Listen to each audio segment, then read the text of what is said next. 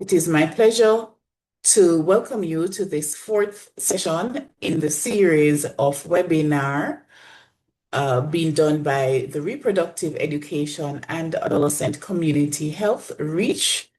And we would love to just share with you a few reminders before we move into this afternoon's presentation. So as you heard just now, the session is being recorded. We ask that you kindly introduce yourself briefly utilizing the chat. You may submit questions for the presentation utilizing the question and answer or the chat features. We will address these questions as best as possible during the allocated time, which will be after the presentation. We ask that you keep your microphones muted unless you're invited to speak, and we encourage you to participate actively whether there are polls, discussions, or any kind of facilitated discussions during the session. Keep a close eye on the chats because we will be sharing some links using the chat, links from past webinar sessions, as well as a link will be placed in the chat for our upcoming webinar, which will be held on August 11th. If you have joined previous webinar sessions, we are so grateful to have you returning, and we thank you so much for continuing on this important journey with us. If your presence totally demonstrates that you are committed to learning, you're collaborative, and you are focused on improving the health and well-being of adolescents across the OECS and wherever else you may be joining from this afternoon. To those joining our REACH webinar series for the first time this evening, we extend a very warm welcome to you, and we are so delighted to have you join us.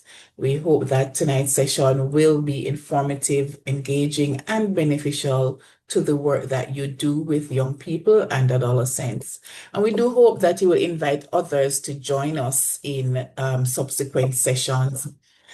The REACH project, let me tell you a little bit about the REACH project. It's a regional initiative aimed at strengthening adolescent health by promoting meaningful youth engagement, improving access to quality adolescent-friendly health services, and ensuring that young people have a voice in shaping the program and policies that affect their lives. The project is being implemented in Dominica, St. Lucia, Grenada, and St. Vincent and the Grenadines.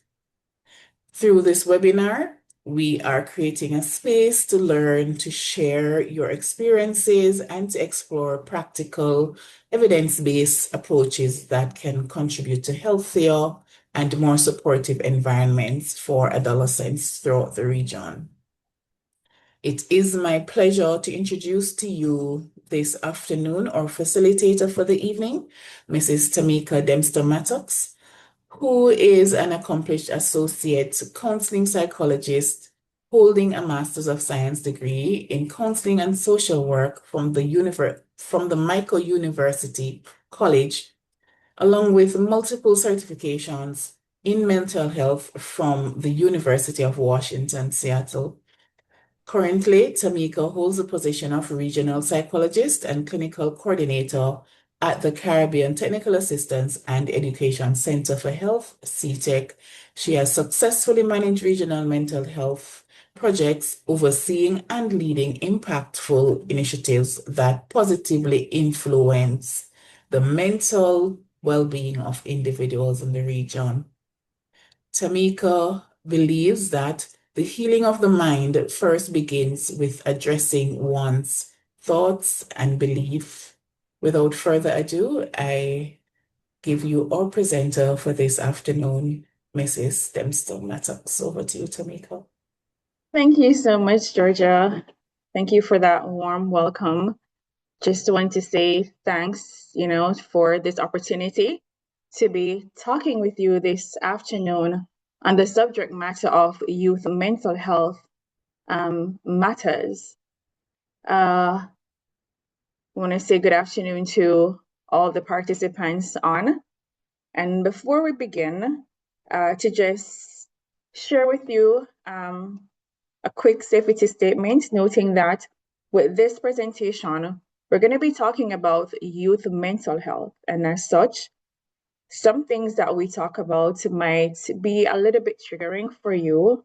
Some things we talk about might resonate with you in your own experiences or the experience of someone that you know. And as such, if it is that during our discussion you're feeling a little bit overwhelmed or it feels a little bit too heavy, I encourage you, it's okay to step away from your screen, have some water, do some deep breathing. And if you're comfortable enough, you can rejoin us.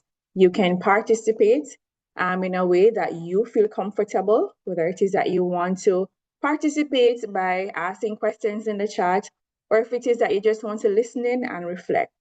You are free to do so in a way that's comfortable for you. All right. And as Miss Simmons, Georgia Simmons mentioned earlier, we're going to be talking about youth mental health matters this evening. As objectives for our discussion, we're going to be looking at, or at the end of this webinar, participants should be able to understand or have a refresher as to the difference between mental health and a mental health disorder or mental health illness. Yes, you'll be able to also understand why mental health is important, particularly youth mental health, gain background information on child development to aid with developmentally appropriate interventions, as well as to identify possible risk factors that may cause a child or youth to be more susceptible to mental health illnesses. All right. And so this time we're going to be looking quickly at, just a second, please.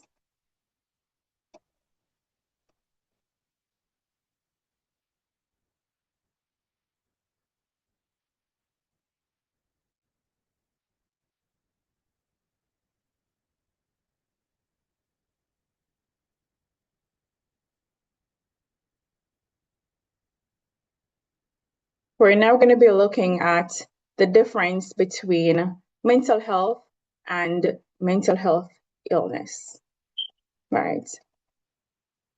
So with mental health reflects our emotional, psychological, and a social well-being, affecting how it is that we think, how it is that we feel, how it is that we act.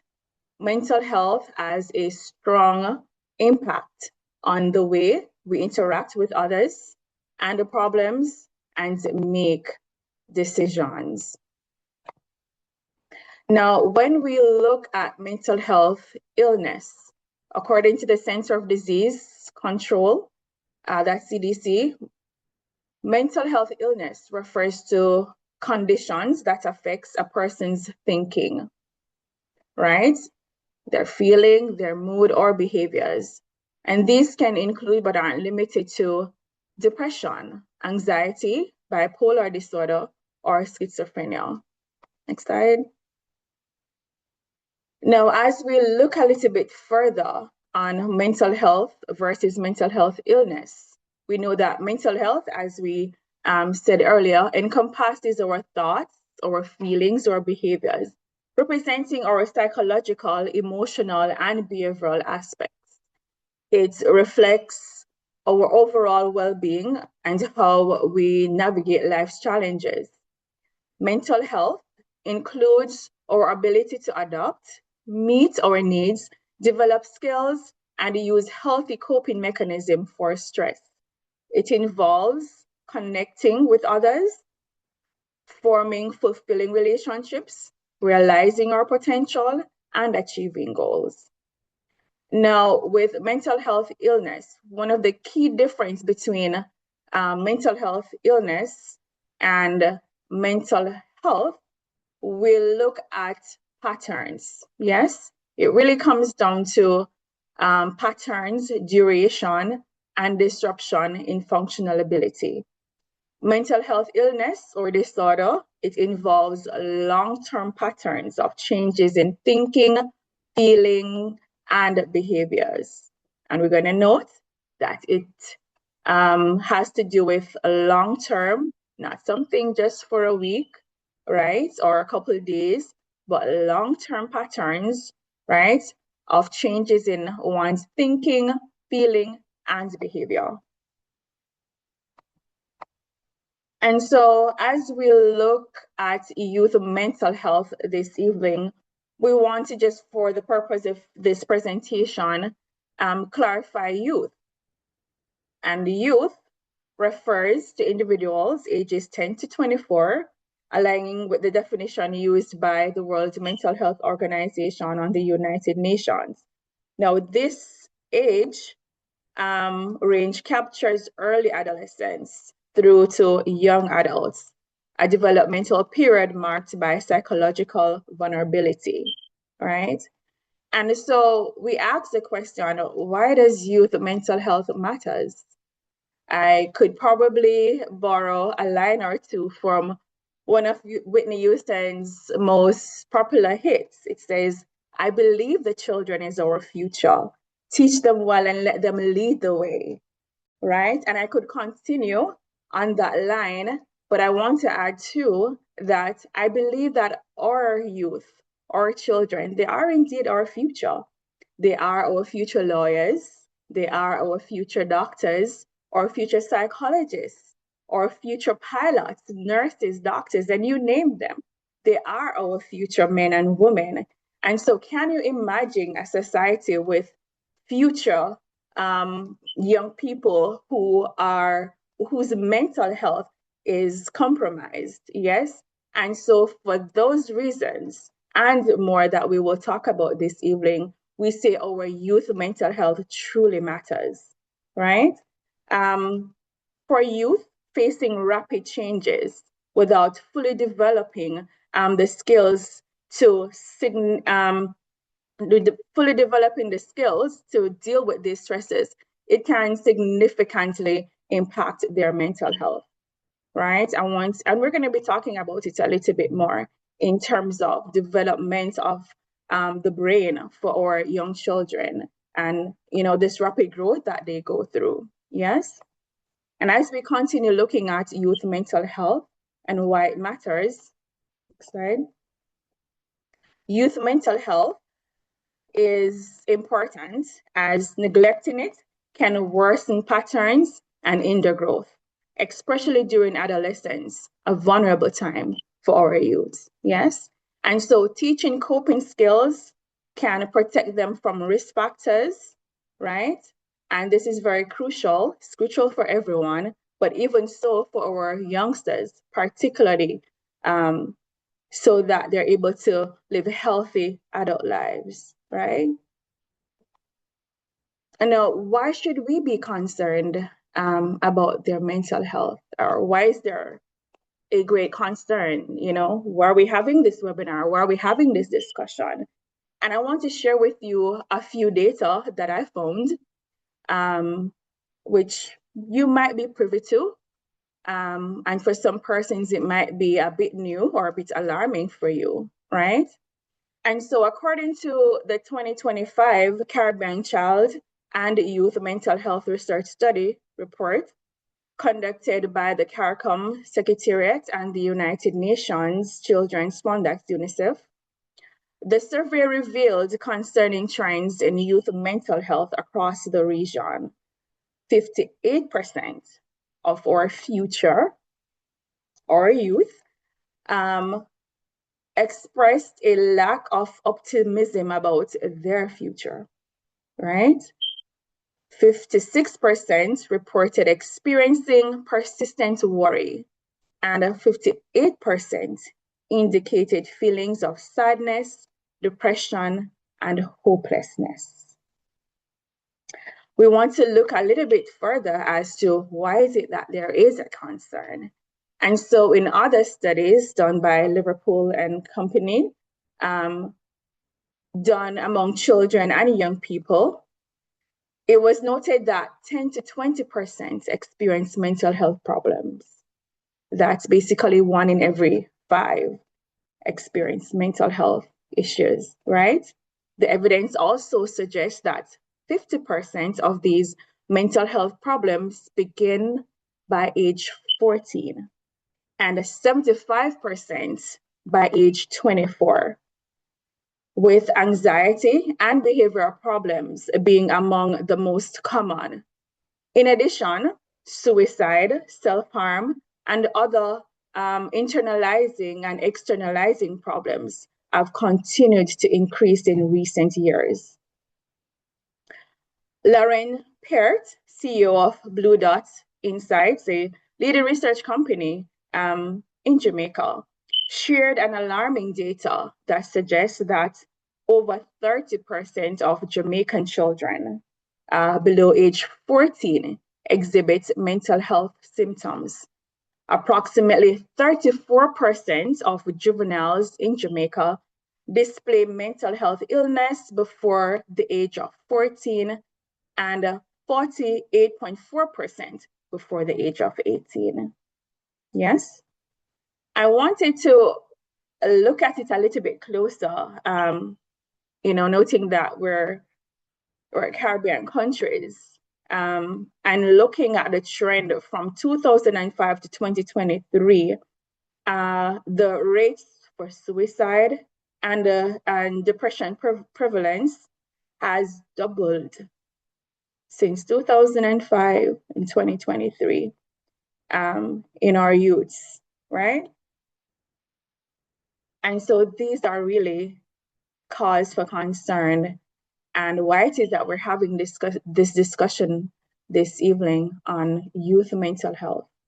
It is also noted that anxiety problems, behavioral disorder, and depression are the most diagnosed mental health disorder in children.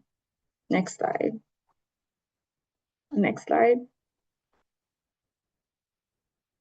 And just to wrap up the statistics aspect of things, nearly 20% of children and young people ages 3 to 17 in the United States have a mental health, emotional, developmental, or behavioral disorder. And the suicide behaviors among high school students increased more than 40% in the decade before 2019. Mental health challenges are the leading cause of death and disability in this age group. This trend was exacerbated during the COVID-19 pandemic. Now we're going to be looking at brain development as we look at why it is that our youth mental health really matters. And for most of us, we might be aware that our brain is developed from the back to the front, yes?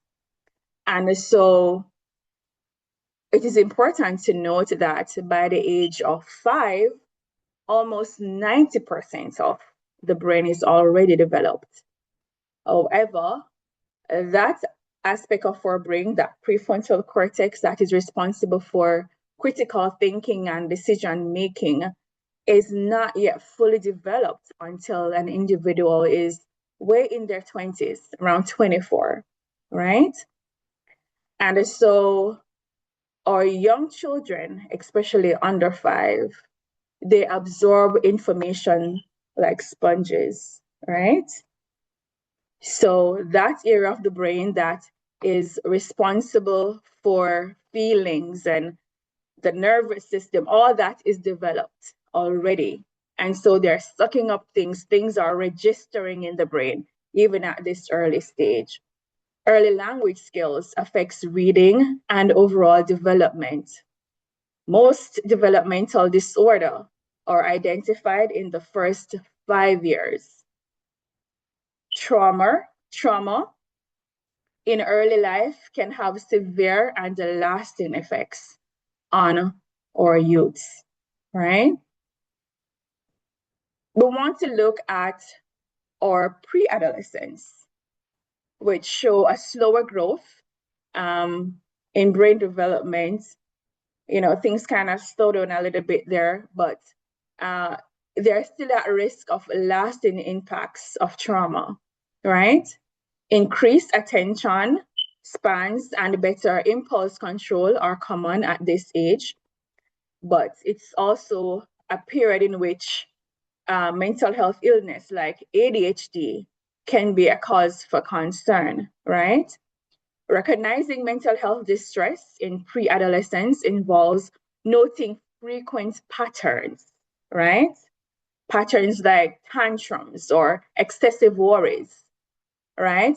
Assessing based on frequency, intensity, and duration for potential disorders. And might I just add here that if it is that we notice certain patterns that are not in sync with what we would describe as normal behaviors, it is important that we seek professional help early for our children, so we can get the added support that we need, right? Now, as we look at our adolescents, right, they show great visibility in physical and also mental development. So critical thinking, cognitive, social, and emotional skills are being developed even further at this stage. There is increased independence during adolescence, which requires firm boundaries, open communications, and healthy habits for a smooth transition into adulthood. Trauma exposure during this vulnerable age can lead to negative patterns that persist into adulthood. Positive adult relationship outside of the family system, and we're going to talk about this as a protective factor later on in the discussion. Having a mentor or a teacher that can have protective effects on mitigating risk factors for our youth is very important. As we continue to look at the stages of development for our children or young people, and having a better understanding as to why it is that their mental health is so important. We want to look at the stages of development put forth by Erikson, right? And so we're going to be looking at the first 5 stages for the purpose of this discussion. We're going to be looking at our infant, toddler, preschooler, grade schooler, and teenagers, right? And so the first stage of development for our youth or children talks about trust versus mistrust, right?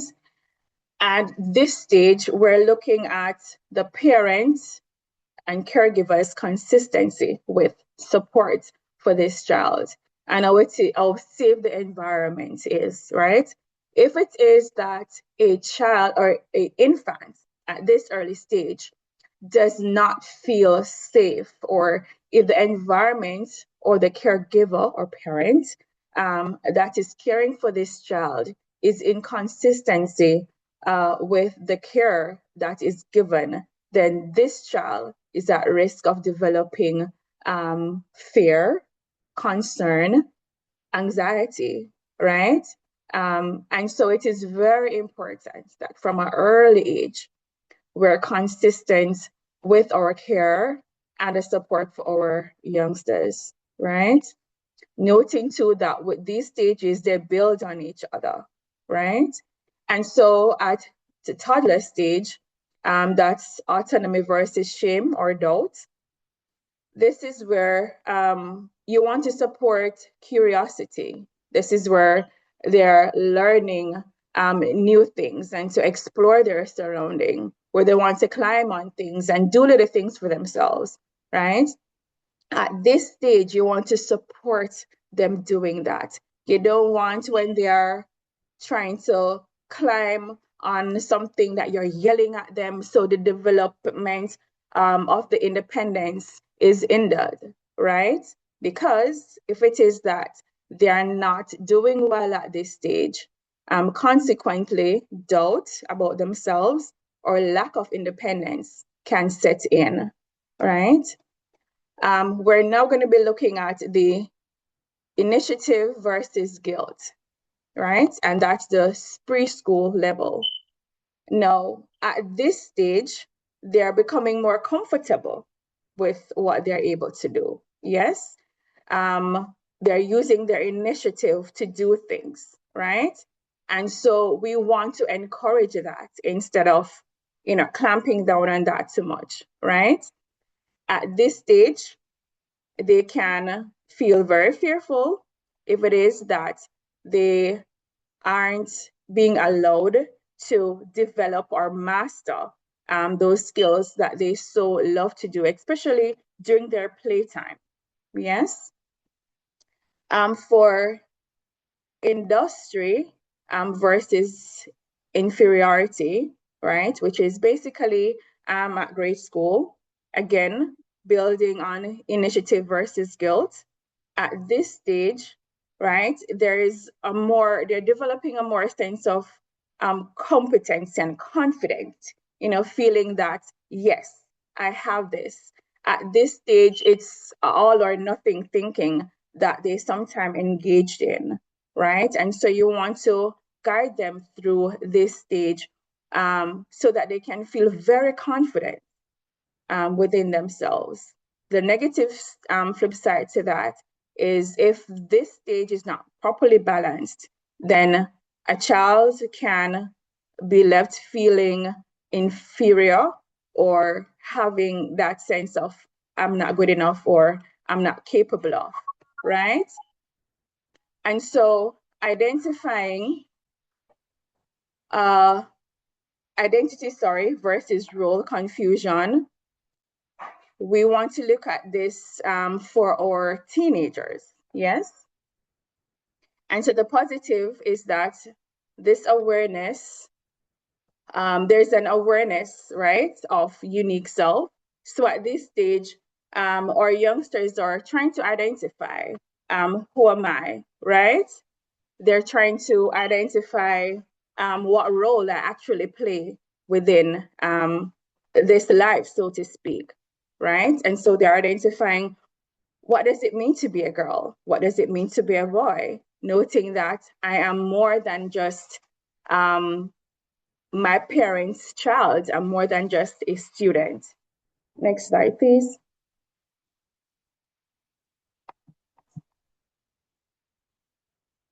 And so we're going to be looking quickly at Maslow hierarchy of needs, right?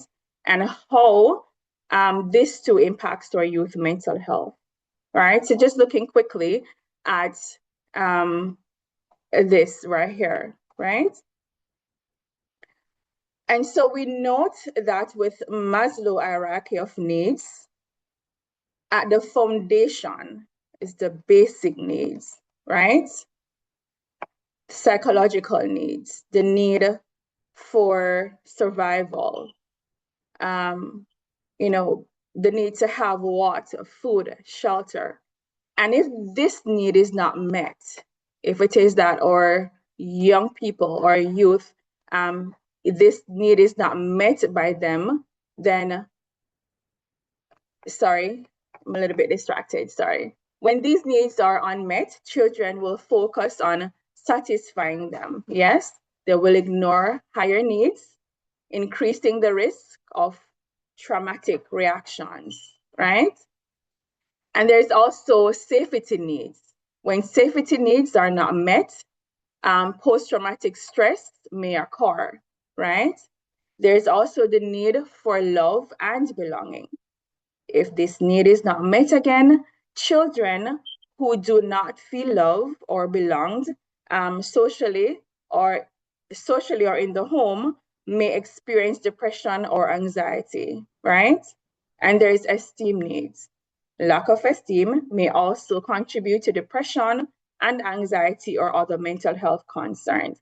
And so just putting it together in terms of the stages of development by Erikson and the hierarchy of needs, if we note that our children aren't mastering the stages, and if it is that these needs are not being met, we can see where our children are at risk of developing mental health illnesses. Yes? And so we're going to be looking quickly at the risk factors. Now, as with adults, mental health challenges can affect our teens, right? From it doesn't matter in terms of the culture or the family that you're from, you can develop a mental health illness, right? However, kids and teens in certain situations can be at risk or greater risk of experiencing these challenges, right? And so we want to ensure that we're able to identify some protective factors in our youth that may guide prevention and intervention strategies. Looking quickly at what protective factors are, right? What are some of the factors that we can use to help our children? So protective factors sometimes is something that helps lower the chance of problems or reduce the impact of the risk, right? When we look at risk factors, there are things that increase the chances or problems of negative outcomes, right? Risk factors can impact a child's progress through developmental stage, like the Erikson theory, as we discussed earlier. Now, we're going to be looking at some potential risk factors for our youth at the individual level, right? And we spoke about trust and mistrust earlier in the Erikson developmental stages that we talked about. Insecure attachment style, that is something that can be developed very early, right? And so that is a potential risk for our youth. Poor social skills is also one. Communication and problem solving skills, that's also another one. Difficult temperament, having low positive moods, being, withdrawal or not able to concentrate very well. We're noting these things in our children. These are risk factors, yes?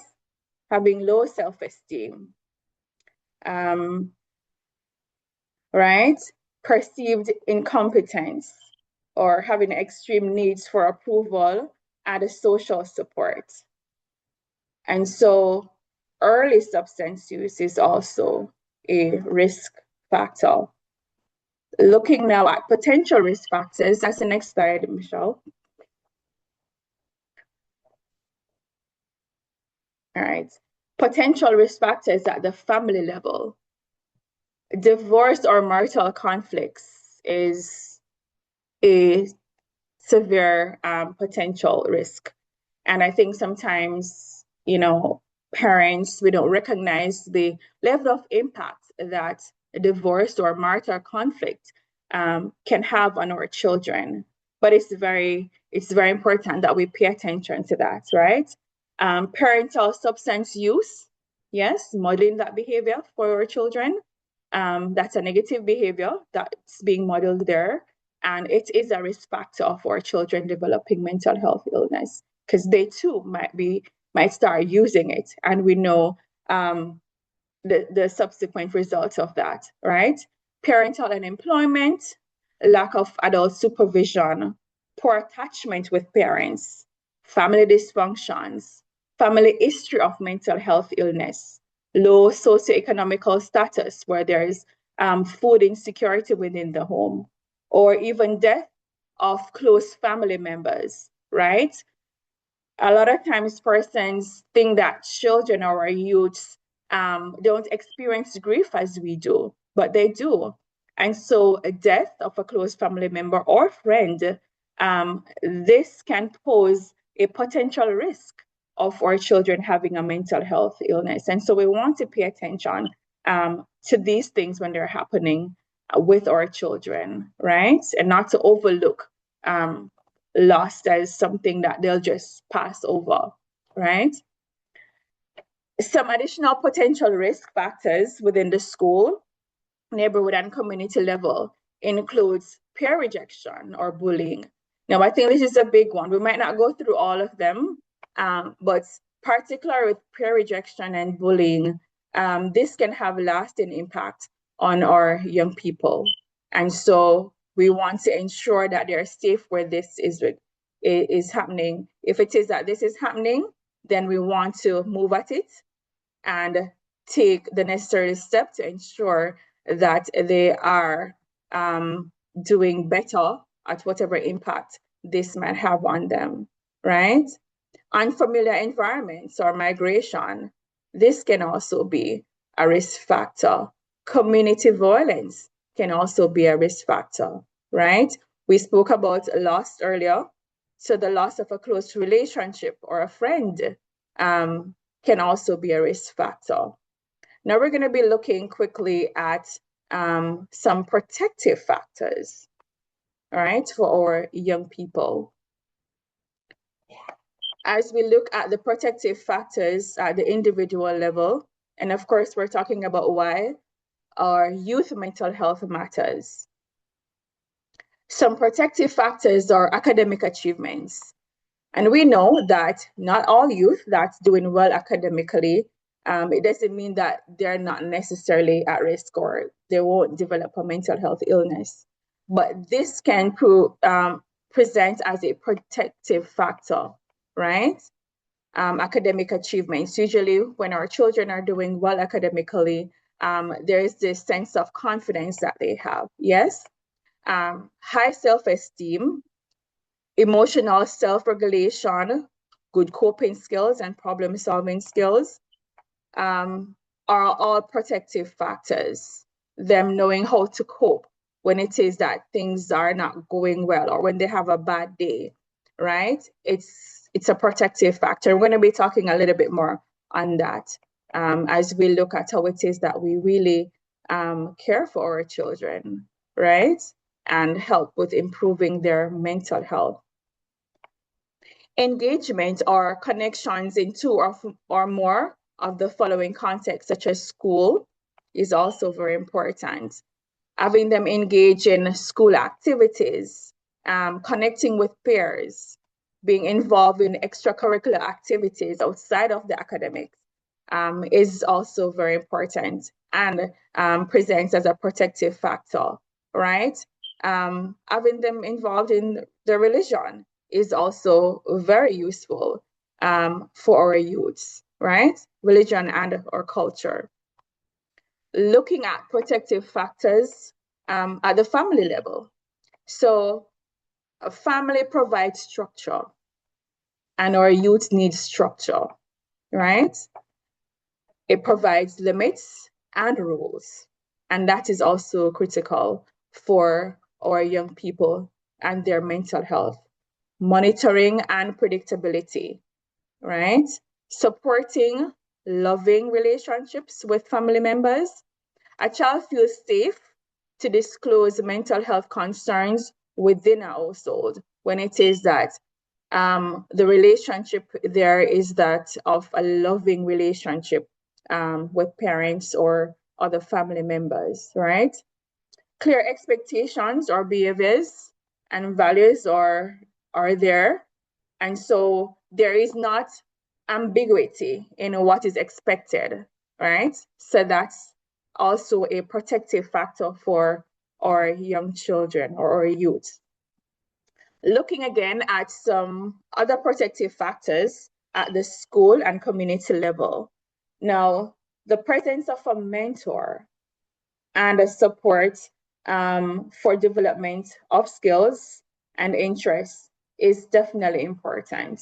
And a lot of us on this evening can speak to the fact that having at least one positive adult in our lives when we were younger, excluding our parents, really did a lot for us.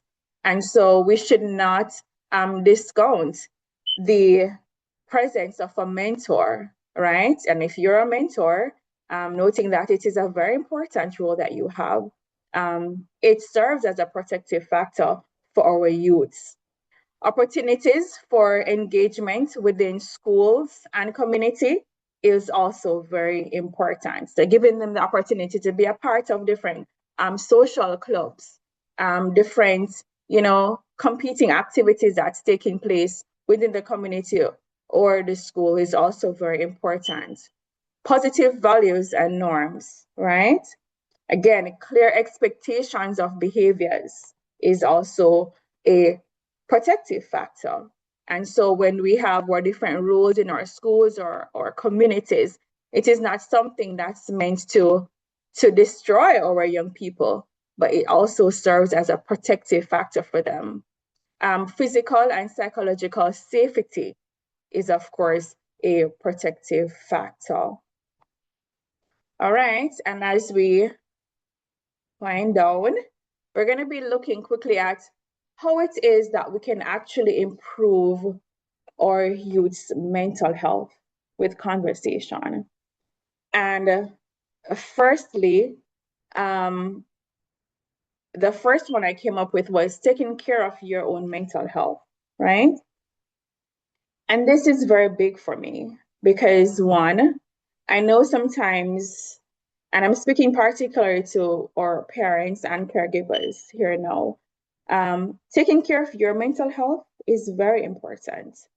Parenting from a place of trauma or unhealed hurt can be very damaging for our youth. And so you want to ensure that you're parenting from a place of healness or wholeness, right? Because you can be bleeding out, so to speak, on your own children and putting their mental health at risk. And so, first and foremost, as we look at improving the mental health of our children, we want to start with us. We want to ensure that we are modeling the good habits, right? That will improve mental health and create healthy environments within the homes. Secondly, we want to foster healthy conversations or healthy relationships, rather, right? Give your child the opportunity to connect and create meaningful relationships with positive members. And I do have positive members there. I know in this day and age, sometimes trying to protect our children, we don't allow them to connect as much as they really should. But connecting is very important, right? Isolation, in my terminology, sometimes breed depression. And so you want to ensure that you are finding positive persons that your children can connect with, find that community group, find that church activity, those set of persons who are in line with your own beliefs and morals, and have your children be connecting with others, and that's very important. Also, you want to build trust. So you want to create a sense of safety and security where open conversation is encouraged. Sometimes our youths find it difficult to speak with us, or they feel a little bit fearful to open up to us. We want to ensure that we're creating trust, a space where they feel safe in talking to us about anything. And even if the conversation feels a little bit uncomfortable for you, you want to sit it through with them, right? Just the other day, my 9-year-old said to me, "Oh, I think I know who I want for my Valentine's." And the mom in me is like, but then I understand that if it is that I just allow that to pass over or just cut it right off, then I won't know how she's thinking and what's going on within her. And so you want to drill down to the core beliefs or what's going on with your children, right? Having conversation and allowing them to open up with you so you can know what's going on with them, so you can better help them, right? Because usually a statement is not just surface. There's a belief behind it. There's something that's going on behind the statement, and you want to get there in order to really help that child, right? You want to also be consistent, right? Predictability and structure within the home and school can assist in fostering more positive mental health, right? You don't need a home where there's no set time to get home. There's no set bedtime. There's no routine, right? Nothing is consistent. You want to ensure that there's consistency within the home. There's structure within the home and school as well. As we continue on looking at how it is that we can improve our youth's mental health, we want to teach them. We want to teach them stress management, right? Talk to our children or child about stress and develop creative, healthy ways of coping together, right? Let them see you do the things. If it is that it's deep breathing that you're teaching them, do it together, right? Find out from them, you know, what is it that makes you feel happy? Or when you're having a rough time, helping them to identify what it is that helps them to relieve that stress, right? For some persons, it's heart. For some persons, it's taking a drive, nature or a walk. That's something that really helps them. Journaling or having conversations is something that's useful. And so you want to tap in to know what it is that helps your child to cope, right? And teach them certain stress management skills, right? You also want to establish healthy habits. For example, you want to have healthy diet, right? Having a good night's rest is very important. And so you want to have establish when it's time for sleep, right? When it's time for physical activity. For our young ones too, you want to limit screen time, right? Engage in mindfulness and gratitude activities, right? Is also very important. You also want to ensure that they're developing good self-esteem. And this may include providing genuine, realistic praise, right? Giving opportunities for independence and introducing healthy self-talk, right? All right, you also want to look out for red flags. So watch for red flags, beware of changes in their mood, right? You want to be in tune with your child or your youth. So you notice when there is any change in the mood or the behavior, right? That is lasting more than 2 weeks. And earlier we spoke about patterns and durations, right? So you want to look out for these things. You also want to seek professional help. It's never too early for a child to see a mental health provider. And so counseling can help both improve a child's mental health while providing resources and support for the parent alike, right? And just to have a look looking a little bit closer at staying physically active as another way of helping your children maintain or improve mental health. Staying physically active, next slide, is very important. And so moving your body in ways that you enjoy it, whether it's walking or dancing or stretching, 20 to 30 minutes per day can do a significant good for your mood, right? And so again, we want to be modeling the healthy behavior. So we want to be doing these things too with our youths, right? Having a balanced diet, we mentioned it earlier, is very important. There are certain foods that does impact your mental health. And so you want to be aware of those and you want to ensure that your child is having a balanced diet as much as is possible, right? You also want to stay connected, right? Isolation, again, for me, it does breed depression. And so you want to watch to see if the child is isolating. You want to ensure that they're connecting with others. We're social beings and we're meant to connect. And so you want to spend time with people that makes you feel safe and supported. Having a quick chat, sharing a meal together, a thought or a message can go a long way in boosting your mental health and well-being.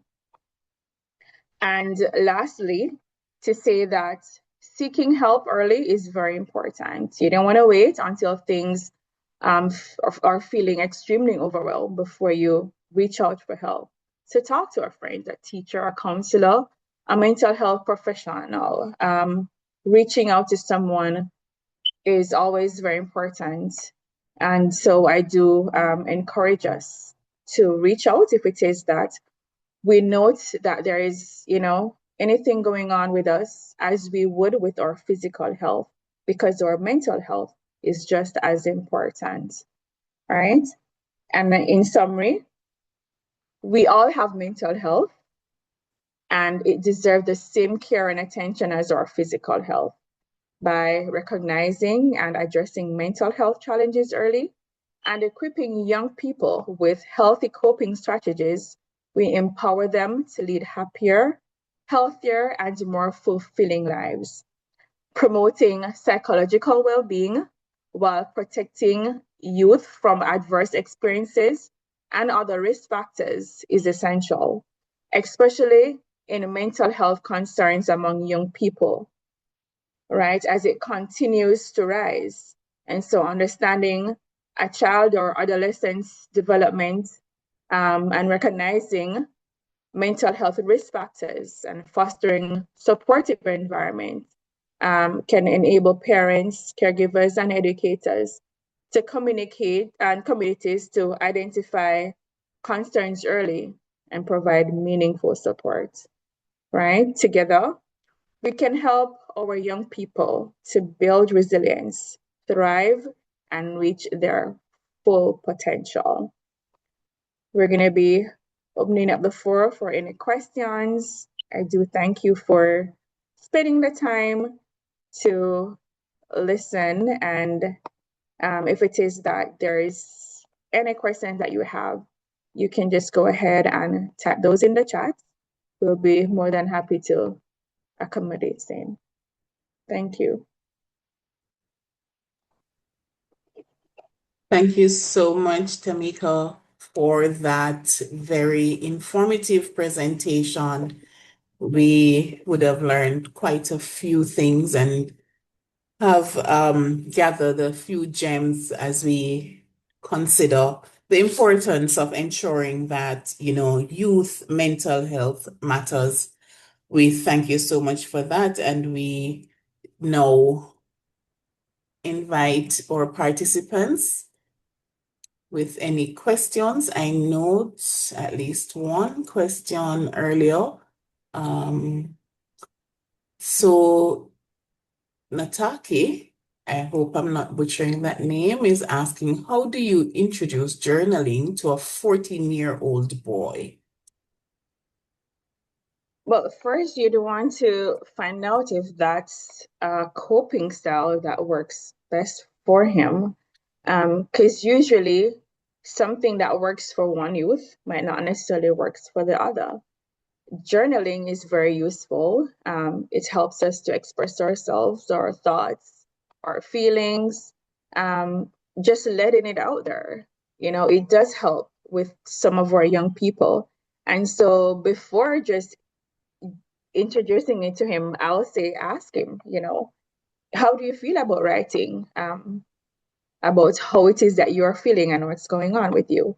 And if it is something that he likes or he finds interesting, he will.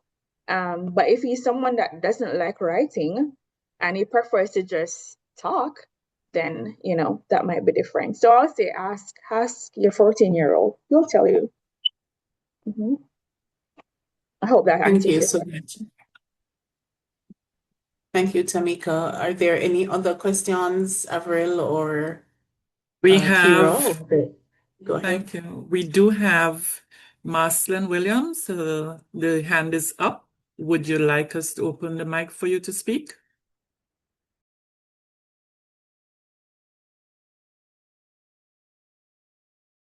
Yes, please. Good night, everyone. My daughter is 16 years old. She has generalized anxiety disorder and social anxiety disorder. And she's going to do exams, CSEC next year. Can you give me some tips on how I can help her prepare for the exams because she is on medication as well for the anxiety. She told me that she plays volleyball and she doesn't take the medication for the volleyball because she says it actually makes her more nervous when she takes it to play the games as opposed to not taking it because it has a bit heightened, her senses a bit heightened.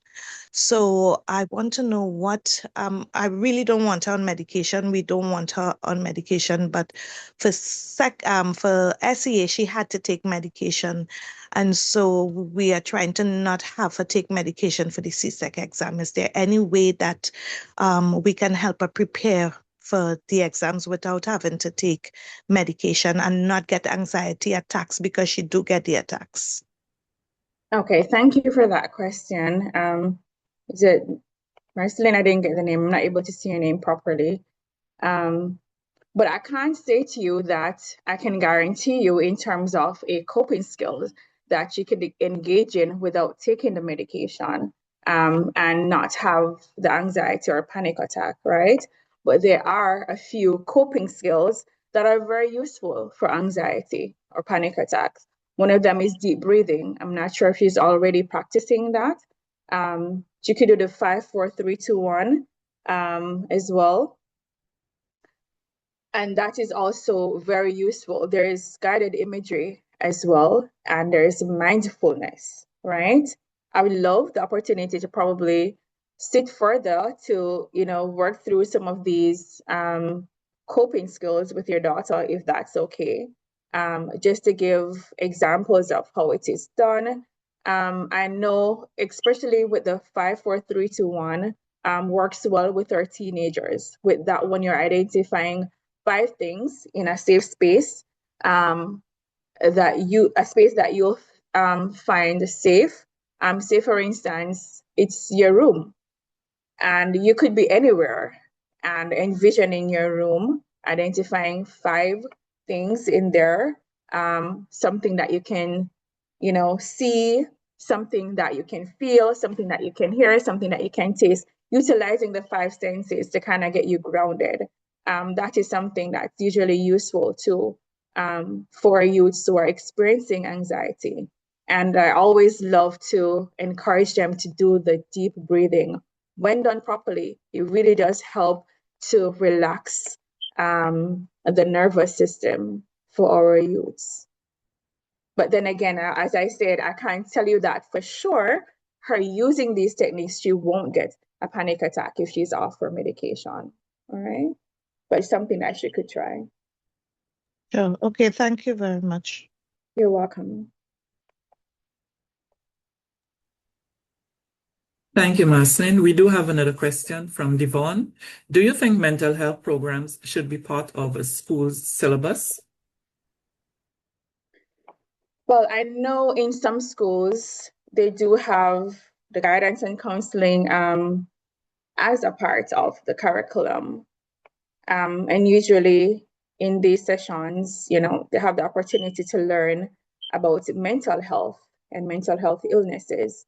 And so I do believe that it is very useful and, should be a part of what is being taught or, where our children are being exposed to in the educational system. So I would say a yes to that.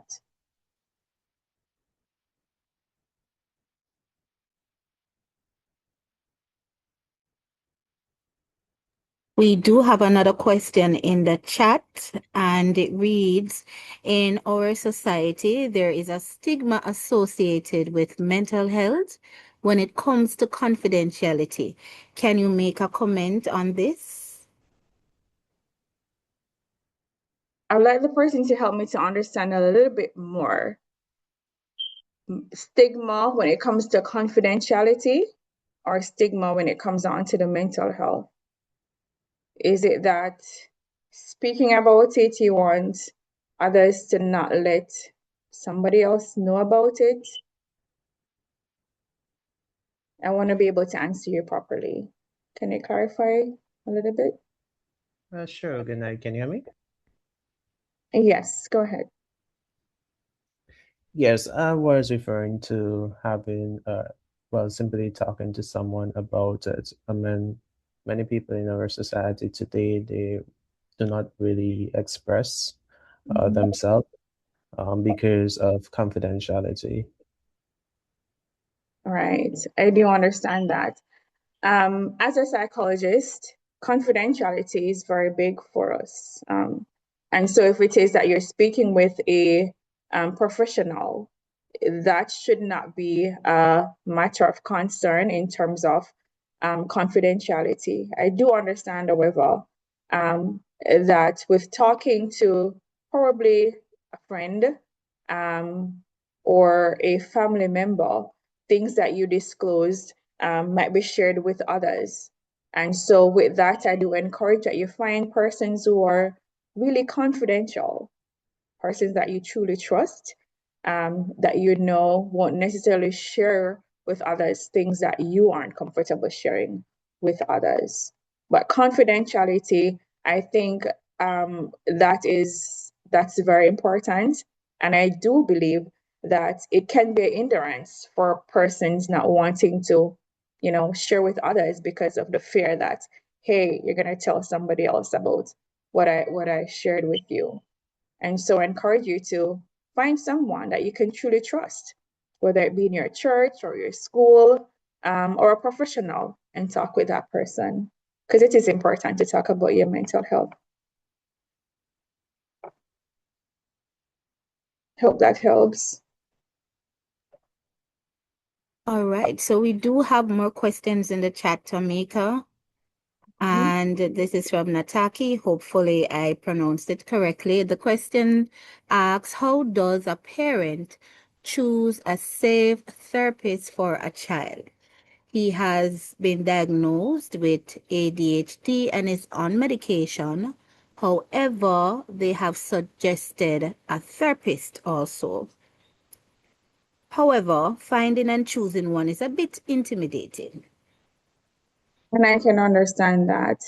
The concerns around it as well. And so, first and foremost, you want to ensure that you're choosing one who has great knowledge and specializes in the mental health illness that your child is experiencing. So you're getting the optimum care that is needed, right? That's one. And you do have therapists with great reputability. So you want to also ensure that you're looking at that. There are instances where you could start with a therapist and, at the first session or a second session, you might not feel that therapeutic bond. And it's okay, to break that connection and try elsewhere. And so I'll say to you, stick with someone that you're feeling comfortable with, someone too that, again, specializes in the mental health illness that your child is experiencing, someone with, wealth of experience and knowledge within the area.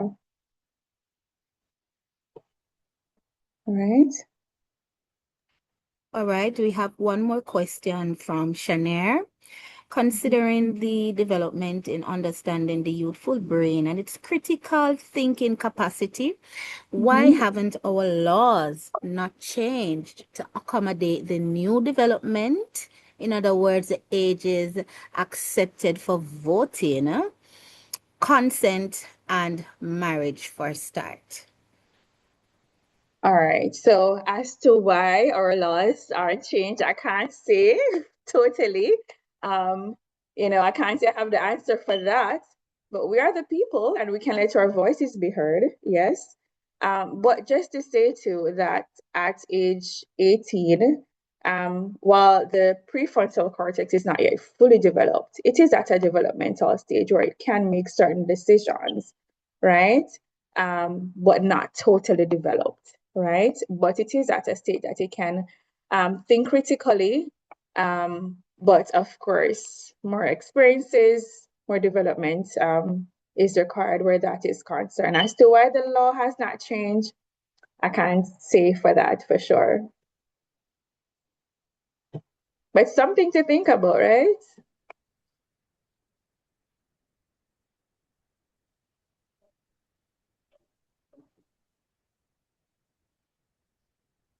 We have a hand raised.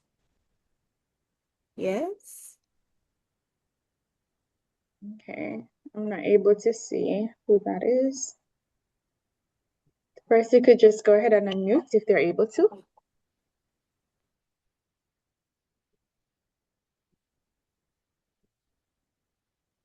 You're seeing that person, Kiro? I'm not seeing the hand raised anymore. However, Ron Beggs is asking, in what ways do trauma contribute to mental health? Okay.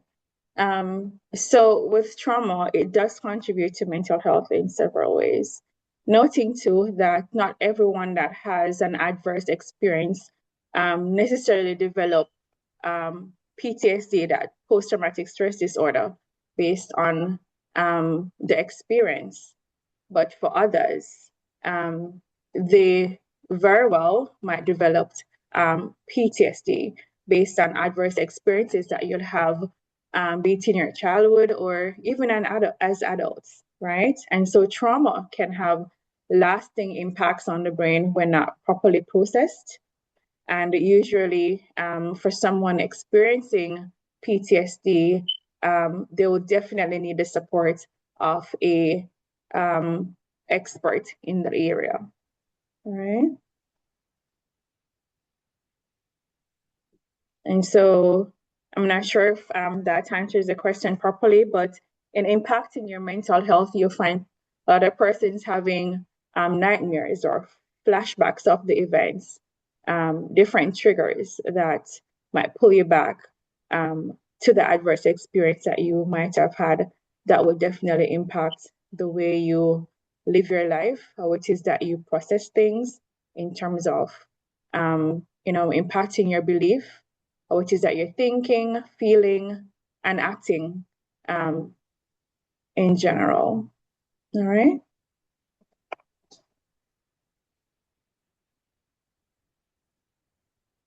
All right, Kira. All right. That's it, right? Are there any other questions? All right. Yes, Thank you we so have much. one more question, Georgia.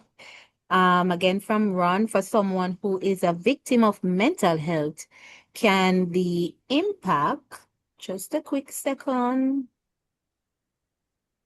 can the impact activate your brain into survival mode?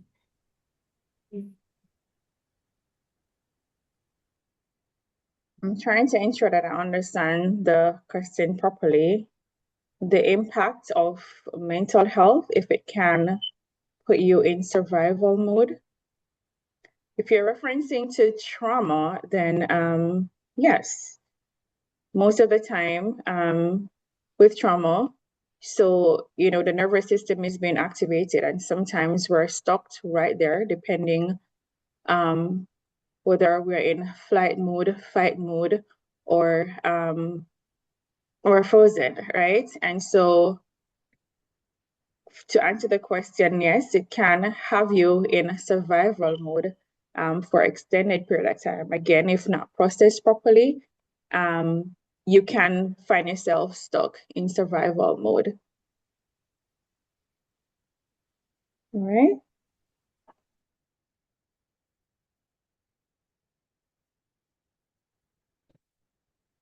All right. Thank you so much again, Mrs. Tamika Dempsey-Mattox, for your presentation. We really appreciate you sharing your expertise and experiences with us. We really, really got some valuable insights. We would like to thank all the participants who joined us this evening, especially those who are returning. You've been joining for the series, one after the other. We want to thank you so much for continuing on this journey with us. We also extend a special thanks to those who joined for the first time this evening, the Beach webinar series. We encourage you to continue on this exciting journey with us as we learn more about adolescents and youth. And we have coming up on the 11th of August another webinar that promises to be exciting and bring you a lot of information, knowledge, and skills that will help us as we continue to serve the youth and adolescents in our respective areas. And that topic will be breaking the stigma around mental health. So somebody was talking about stigma around mental health earlier, so please do join us on the 11th for that session. Encourage other persons who you know serve in areas of serve our youth and adolescents to join us as well. The link for the registration for that session has been placed in the chat. Please ensure that you register early, and encourage others to come out and join us. On behalf of the REACH project, the REACH project team, I would just like to thank you once again for spending your evening with us and for your continued commitment to improving adolescent health and well-being across OECS, as well as other countries that you may be joining from. We encourage you to join us again on the 11th and all subsequent sessions. Please check the chat and take down the links for the upcoming sessions. It was a pleasure being with you this evening, and we look forward to welcome you again to the next REACH webinar. Thank you so much. We appreciate spending time with you. Good evening.